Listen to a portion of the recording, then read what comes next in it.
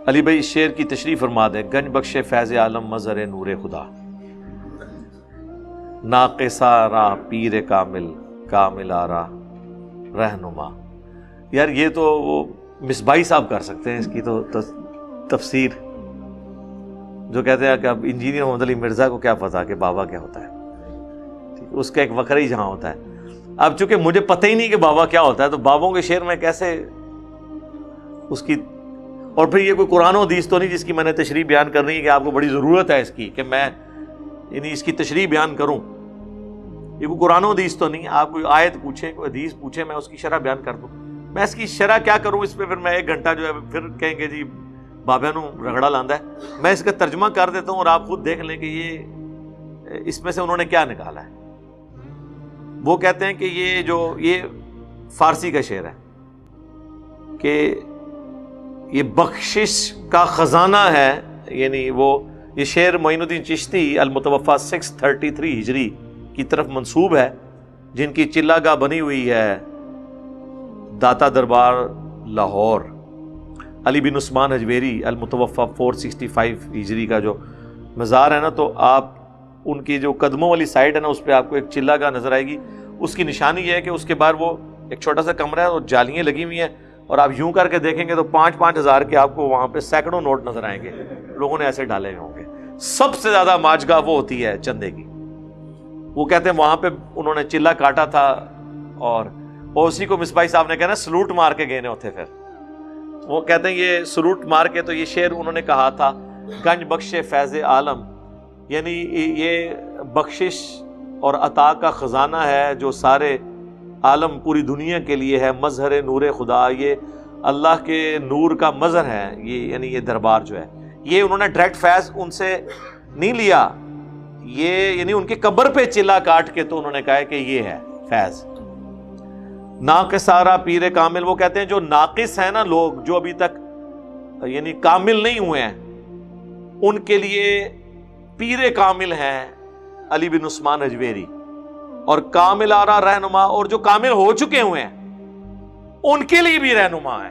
یعنی یہ نہ ہو کہ ان سے بھی اوپر کرنا تھا. انہوں نے کہا جو کامل نہیں ہے نا ان کے لیے تو یہ پیر ہیں، اور جو کامل ہو چکے ہیں نا ان کے بھی یہ رہنما ہیں.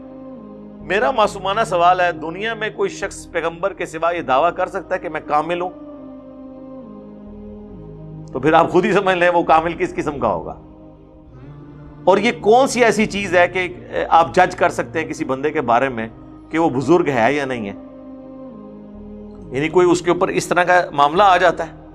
انبیاء کو تو آپ جج کر سکتے ہیں، انبیاء کو تو مہر نبوت ہوتی ہے. مہر نبوت کے بغیر نہیں ہوتا پیغمبر. بخاری مسلم میں آتا ہے ہمارے نبی علیہ السلام کے بھی یہ 2 شانوں کے درمیان کبوتر کے انڈے جتنا گوشت کا لوتھڑا تھا ابھرا ہوا. یہ پیغمبروں کی نشانی ہوتی تھی. باقی تو ان کا کردار اور وہ تو ساری چیزیں ہوتی تھی. بزرگوں میں کون سی ایسی نشانی ظاہر ہوتی ہے؟ یعنی جب وہ کپڑے اتار دیں. آپ دیکھ لیں وہ درنکے والے پیر صاحب کے پاس ہماری ایکس پرائم منسٹر جایا کرتی تھی، بے نظیر بھٹو، بلکہ نواز شریف صاحب بھی جایا کرتے تھے. دوسری طرف ان لوگوں کا حال ہے، کوئی بیچارہ ننگے سر نماز پڑھ رہا ہے، اس کے سر کے اوپر ٹوپی پہنا دیتے ہیں، کہتے ہیں ننگے سر نماز نہیں ہوتی. اور جو سارے کپڑے اتار دے اسے کپڑے نہیں پہناتے، کہتے ہیں یہ پہنچا ہوا بزرگ ہے. تو ننگے سر والے کو بھی تھوڑا سا بزرگ مان لیں.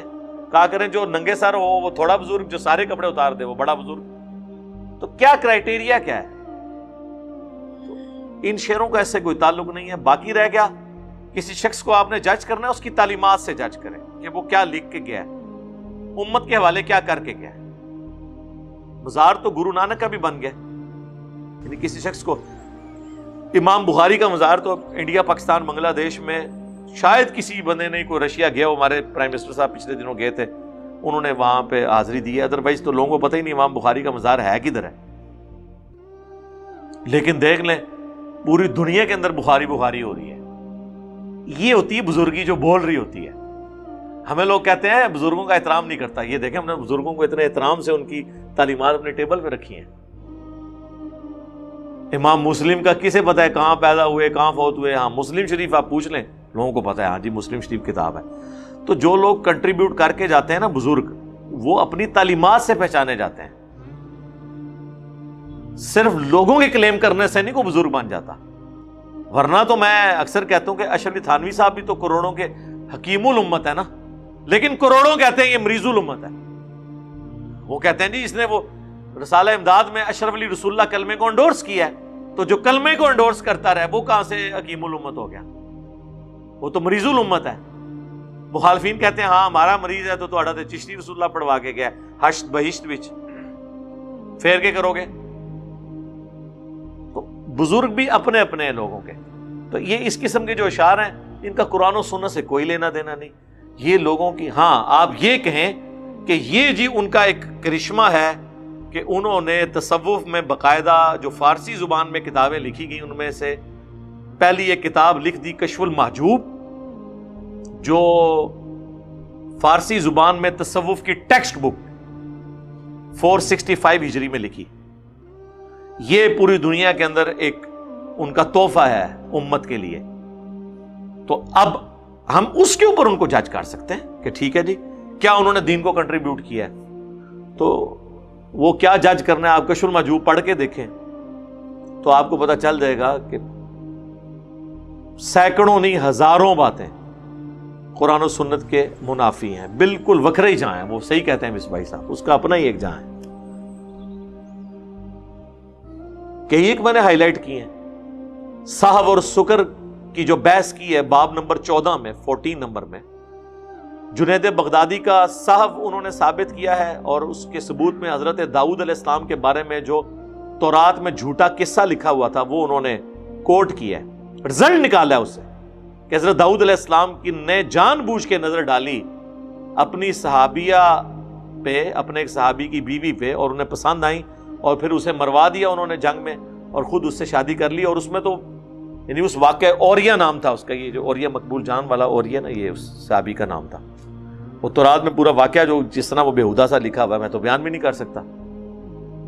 اور پھر بایزید بستامی کا انہوں نے سکر ثابت کیا، انہوں نے کہا ہمارے نبی کی بھی تو اس طرح کی نظر ایک پڑ گئی تھی نعوذ باللہ زید ابن حارثہ کی بیوی کے اوپر، اور اللہ نے ان کے خاوند کی نفرت ان کے دل میں ڈالی اور انہوں نے طلاق لے لی اور اللہ کے نبی کی وہ بیوی بن گئی، نعوذ باللہ استغفر اللہ۔ یہ سب جھوٹے واقعات، میں نے اس کی بڑی دفعہ انجینئرنگ کی ہے۔ اس کے علاوہ بہت کچھ ہے۔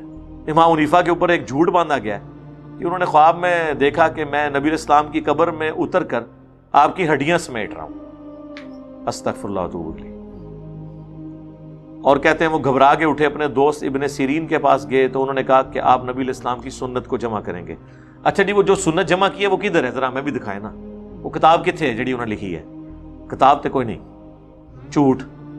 دوسری بات، نبی علیہ السلام کی قبر مبارک میں ہڈیوں کا عقیدہ کیا ہے کسی کا؟ اب یہ آپ دیکھیں انہوں نے بریلویوں نے ترجمہ کیا ہے، اس کا ترجمہ کر دیا استخوان مبارک جمع کر رہے ہیں۔ وہ ہڈیاں لکھتے ہوئے شرم آئی نا تو انہوں نے شستہ اردو کا لفظ استخوان مبارک جمع کر رہے ہیں۔ لوگ پتہ نہیں کہیں گے پتہ نہیں کہ مطلب کی چیز جمع کر رہے ہیں، اور ان کے علماء کہتے ہیں نہیں وہ خواب کو آپ فزیکلی نہ سمجھیں۔ ہم یہ کہتے ہیں اللہ کے بندو، اللہ کے نبی کے بارے میں اس قسم کا بیہودہ خواب کیا اللہ تعالی حضور کے امتیوں کو دکھائے گا؟ اور کوئی طریقہ نہیں ہے دعوت پہنچانے کا؟ ہوتا کہ نبی علیہ السلام کے برتن جمع کر رہے ہیں، آپ کے کپڑے جمع کر رہے ہیں تو بات سمجھ آتی تھی۔ جب اللہ تعالیٰ اپنے محبوب کے بارے میں اس قسم کے خواب دکھائے گا تو پھر امت نے کہاں سے عزت کرنی؟ یہ خواب ہی جھوٹا ہے، اس کی کوئی اصل نہیں ہے۔ یہ لکھا ہوا ہے کشف المحجوب میں۔ پھر حضرت آدم اور ابلیس کا جو واقعہ لکھا ہے اس میں انہوں نے ڈال دیا ہے اللہ کے کھاتے میں۔ وہ کہتے ہیں اللہ نے حکم تو دیا ابلیس کو کہ آدم کو سجدہ کرے، لیکن چاہا یہی کہ نہ کرے۔ ہاں یہ لکھا ہوا ہے۔ وہ کہتے ہیں یہ اللہ کی پلاننگ کا حصہ تھا۔ یار اگر آپ یہ عقیدہ مان لینا پھر تو قرآن کا پورا مقدمہ ہی دھڑام سے گر پڑے گا۔ اللہ نے چاہا کیا؟ اللہ نے تو اس سے پوچھا، اسے ڈائریکٹ حکم نہیں سنایا کہ جا برباد ہو گیا، تو مردود ہو گیا۔ اللہ نے کہا تجھے کس چیز نے منع کیا کہ تو نے اس کو سجدہ نہیں کیا جسے میں نے اپنے ہاتھوں سے بنایا؟ تو اس نے پھر آگے جسٹیفائی کیا کہ تو نے مجھے آگ سے بنایا ہے، اسے مٹی سے، یعنی اس نے کہا کہ میں اس سے بہتر ہوں۔ وہ پوری گفتگو ہے کم از کم 7 دفعہ آئی ہے. جن لوگوں نے قرآن ہی نہیں پڑھا ہوا انہیں یہ پتہ ہی نہیں ہے کہ قصہ آدم اور ابلیس کیا ہے, وہ لکھ کے آپ کے حوالے کیا کریں گے؟ پھر کشف المحجوب میں ہی وہ لکھتے ہیں کہ مجھے بھی جب ایک دفعہ مسئلہ ہوا تو میں نے بھی بازید بستامی کی قبر کے اوپر جا کے وہاں پہ کچھ عرصہ میں نے گزارا, اور وہاں پہ میں مجاور بن کے رہا, اللہ نے میرا مسئلہ حل کیا. تو لوگ اکثر کہتے ہیں کہ بزرگ نہیں کہتے کہ ہماری قبروں پہ آپ مجاور بن کے بیٹھیں. سر وہ کہتے نہیں ہیں, وہ کون کہے گا؟ وہ صرف آپ کو یہ کہیں گے کہ میں اپنے جڑے بابا جی نے انہوں دی قبر تے بہندا سا, اللہ نے دیکھو میرا کتنا نوازیا ہے. تو اس کا مطلب کیا ہوتا ہے کہ تسی میری قبر تے بعد چاہنا میں بھی تانوں نوازاں گا. ڈائریکٹ کون کہتا ہے کہ میری قبر پہ آؤ؟